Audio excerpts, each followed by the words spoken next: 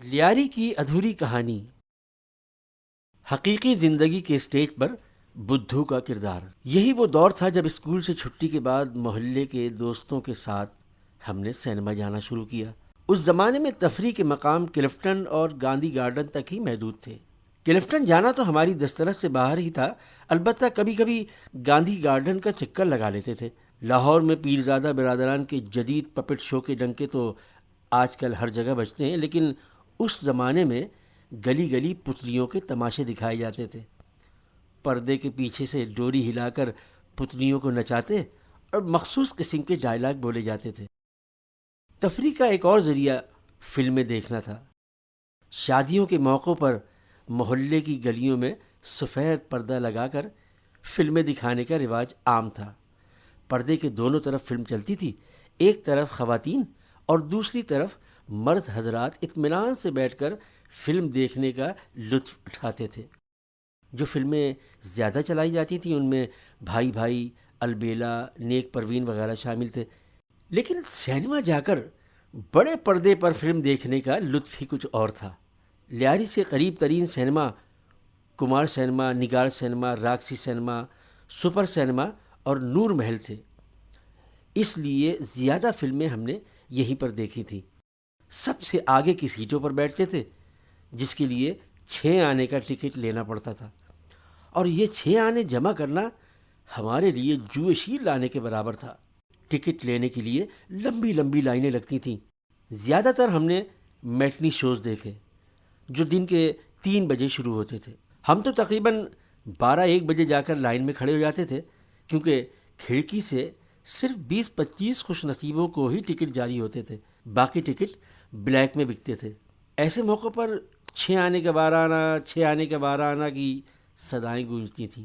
یہ کوئی حیرانگی کی بات نہیں تھی کہ بلیک میں ٹکٹ بیچنے والے زیادہ تر مقامی لوگ ہوتے تھے، اور ان کا شمار لیاری کے امیر ترین لوگوں میں ہوتا تھا، جس کا اندازہ ان کے شاندار اور پکے مکانات دیکھ کر لگایا جا سکتا تھا۔ بوسکی کی چمکدار قمیض اور لٹھے کی نہایت سفید شلوار ان کا لباس، اور گلے میں ریشمی رومال ان کے روب و دبدبے کا سبب بنتے تھے۔ بعض کے 1-2 دانت سونے کے بھی ہوتے تھے۔ اس زمانے میں سینماؤں پر بڑا رش رہتا تھا، زیادہ تر انڈیا کی فلمیں ہوتی تھیں۔ ان فلموں کی موسیقی بہت ہی مسحور کن ہوتی تھی۔ ہر فلم کے تقریباً 12 گانے ہوتے تھے جو سب کے سب ہٹ ہو جاتے تھے۔ مار دھار کی فلمیں عموماً کم لگتی تھیں، جن کے ہیرو ہیروئن مخصوص ہوتے تھے، مثلاً نادیہ وغیرہ۔ کچھ جادوئی فلمیں بھی ہوتی تھیں، جیسے الف لیلا، الادین، جادوئی چراغ، بہت دن ہوئے۔ زیادہ تر فلمیں سنجیدہ اور سبق آموز موضوع پر مبنی ہوتی تھیں۔ آوارہ، داغ، میلہ، آہ، روٹی، سنسار وغیرہ وغیرہ۔ گوپ اور یعقوب کی کامیڈی فلمیں جیسے سگائی، ہنگامہ، پتنگا۔ کچھ کاسٹیوم فلمیں ہوتی تھیں جن میں تلوار بازی کے شاندار مظاہرے ہوتے تھے، جیسے بادل، ساقی، چترلیکا، نشان وغیرہ وغیرہ۔ وقت گزرنے کے ساتھ ساتھ ہمارے پیر بھی کھلتے گئے۔ لیاری سے دور ریگا سینما میں کلاسیکل فلم بیجو باورا، جوبلی میں آب حیات، رڈ سینما میں سنگ دل، نشاط میں یاسمین، ریوالی سینما میں شیریں فرہاد اور دیگر کئی سینماؤں میں بے شمار فلمیں دیکھیں۔ یہاں پر ایک فلم کا ذکر کرنا بہت ضروری ہے، اور وہ ہے آن، جس میں دلیپ کمار، نمی، نادرا، پریم ناتھ نے اہم کردار ادا کیے۔ کشش کی ایک وجہ تو یہ تھی کہ وہ پہلی مکمل رنگین فلم تھی، اور دوسری بات اس فلم کی اداکاری، موسیقی اور گانوں نے تہلکہ مچا دیا تھا۔ پاکستان میں یہ فلم بہت بعد میں آئی تھی۔ کچھ شوقین نے تو صرف اس فلم اور بعد میں فلم مغل اعظم دیکھنے انڈیا کا سفر کیا تھا۔ اس فلم کے ریلیز ہونے کے انتظار نے کراچی کے لوگوں کا اشتیاق اور بڑھا دیا تھا۔ سنا ہے کہ جب فلم آن پہلی مرتبہ ناز سینما میں ریلیز ہوئی تھی تو ہجوم کو قابو میں رکھنا شہری انتظامیہ کے لیے درد سر بنا ہوا تھا۔ فلم کی مقبولیت دیکھ کر سینما کے مالکان نے عوام کے لیے کھڑکی سے ملنے والے 15-20 6 آنے والے ٹکٹ کی رعایت بھی ختم کر دی تھی، اور تمام ٹکٹ بلیک میں بکے۔ کچھ عینی شاہدین کا کہنا ہے کہ 6 آنے والے ٹکٹ کی قیمت 100 روپے وصول کیے گئے۔ مختصر یہ کہ ہم جیسے لوگ ناز سینما میں آن فلم دیکھنے سے محروم رہے، اگرچہ اس فلم کی نمائش 1 سال سے زیادہ مدت تک چلتی رہی۔ کافی عرصے کے بعد جب یہ فلم اوڈین سینما میں ریلیز ہوئی تو ہم نے اپنے دوستوں کے ساتھ یہ فلم دیکھنے کا اعزاز حاصل کیا۔ فلم دیکھنے کے بعد محلے کی گلیوں میں اور آرٹ چوک پر ہم لکڑی کی تلوار بنا کر دلیپ کمار اور پریم ناتھ کی طرح تلوار بازی کرتے تھے اور ان کی ڈائیلاگ دہراتے تھے۔ کیا زمانہ تھا! آرٹ چوک کے قریب بہت ہی پرانی اور شکستہ عمارت ہے جو صوبیدار محمد علی بلڈنگ کے نام سے مشہور ہے۔ اس وقت وہ لیاری کی سب سے اونچی عمارت تھی۔ اس کی چھت پر ایک سائرن لگا ہوا تھا جو رمضان کے مہینے میں سحری اور افطار کے وقت بجتا تھا اور جس کی آواز پورے لیاری میں گونج اٹھتی تھی۔ اس کے علاوہ پاکستان اور ہندوستان کے درمیان 1965 کی جنگ میں بھی یہ سائرن بجا تھا۔ اس بلڈنگ کے عقب میں ناگمان مسجد کی جانب جاتے ہوئے کھیل کا ایک میدان تھا جہاں فٹ بال کے میچ ہوتے تھے۔ بعد میں میونسپلٹی نے میدان ختم کر کے ایک پارک بنا دیا۔ مناسب نگہداشت نہ ہونے کی وجہ سے یہ پارک ویران ہو گیا اور پھر کچھ عرصے کے بعد یہاں ایک شاندار عمارت تعمیر کرائی گئی۔ یہی عمارت آج کل ملا فاضل ہال اور لیاری ٹیکسٹ بک لائبریری کے نام سے مشہور ہے۔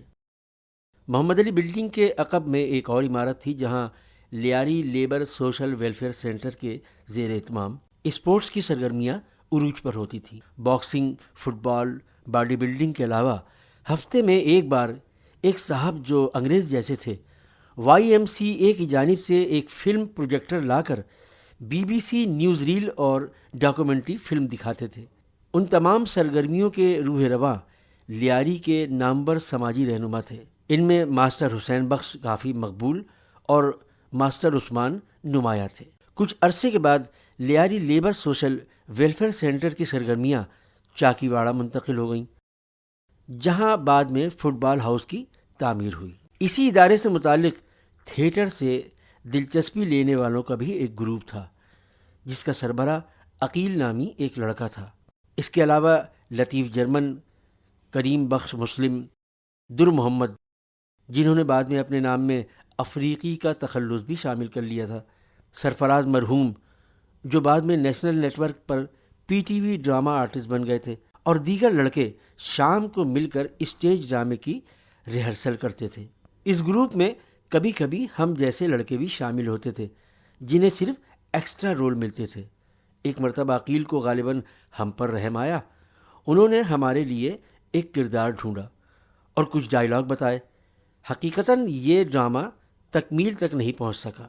یہ وضاحت ضروری ہے کہ اس کی وجہ اس ڈرامے میں ہمارا شامل ہونا نہیں تھا۔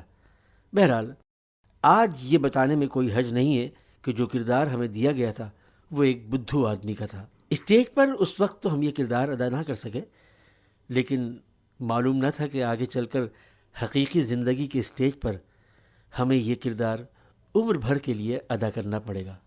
اس زمانے میں ایک اور سماجی ادارے LCDP کی سرگرمیوں کی خبر ہم تک پہنچی۔ لیاری کمیونٹی ڈیولپمنٹ پروجیکٹ کے سربراہ گل محمد لین کی ایک قابل احترام شخصیت واجہ غلام محمد نور الدین تھے۔ اس وقت ہم میٹرک کلاس میں تھے اور ایک سینئر طالب علم محمد حسین کلاس مانیٹر تھے۔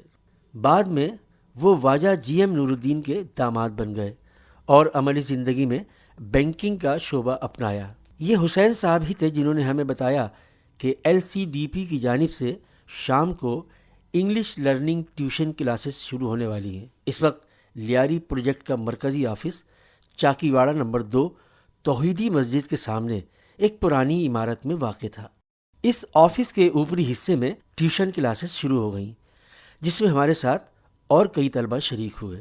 لیاری کمیونٹی ڈیولپمنٹ پروجیکٹ کے اس ٹیوشن سینٹر نے ہمیں انگلش سیکھنے کا جو موقع فراہم کیا وہ ہم زندگی بھر نہیں بھول سکتے۔ اس کا سہرا اس ٹیوشن سینٹر کے ٹیچر سائیں بچل شاہ کے سر تھا۔ شاہ صاحب بہت ہی سادہ طبیعت، نرم گو اور ٹھنڈے مزاج کے آدمی تھے۔ کھڈا نیا آباد کے رہائشی تھے، ہمیشہ شلوار قمیض پہنتے تھے اور سر پر ترکی ٹوپی ہوتی تھی۔ اس دور میں یہ قدامت پرستی کی نشانی سمجھی جاتی تھی۔ حلیے سے انگلش کے سبجیکٹ سے زیادہ اسلامیات کے ٹیچر لگتے تھے۔ بہت ہی دھیمے لہجے میں بات کرتے تھے اور سمجھانے کا انداز کچھ ایسا نرالا تھا کہ ہم جیسے ڈفر اسٹوڈنٹس بھی توجہ دینے پر مجبور ہو جاتے تھے۔ عموماً انگلش بولتے اور اہم پوائنٹس بورڈ پر لکھتے جاتے تھے تو تمام طلباء انہماک سے انہیں سنتے تھے اور سناٹے میں صرف ان کی ہی آواز گونجتی تھی۔ بہت ہی شفیقانہ طریقے سے سمجھاتے تھے۔ انہوں نے طلباء میں ایک اور رجحان پیدا کیا۔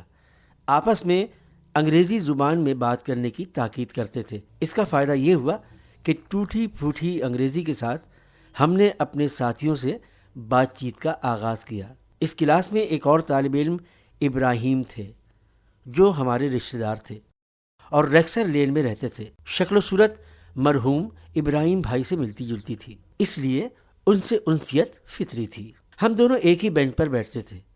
وہ بہت ہی ذہین اور ایکٹیو تھے۔ ہم ایک دوسرے کو پارٹنر کہہ کر مخاطب کرتے تھے۔